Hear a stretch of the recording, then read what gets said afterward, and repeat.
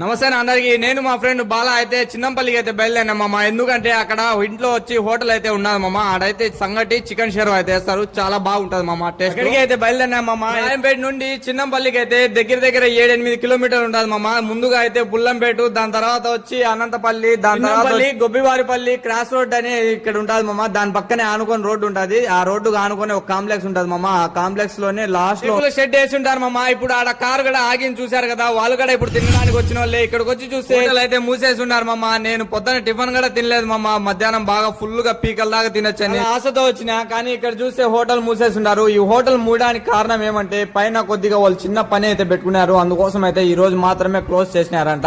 So ఎప్పుడైనా ఇటు వెళ్ళినప్పుడు ఒకసారి ట్రై చేయండి మామ. కోడూరు రూట్ లో చిన్నంపల్లి బోర్డు ఉంటది. Gauri Shankar general store opposite లోనే ఉంటుంది. టేస్ట్ అయితే చాలా బాగుంటది మామ. ఒకసారి ట్రై చేయండి మీరు అటు సైడ్ వెళ్ళినప్పుడు. సో మన వీడియో ఎవరైనా చూస్తా ఉంటే లైక్ చేసి సబ్స్క్రైబ్ చేయండి. ఇదేవరు రా ముసిల్లి మళ్ళా మధ్యలో వచ్చింది.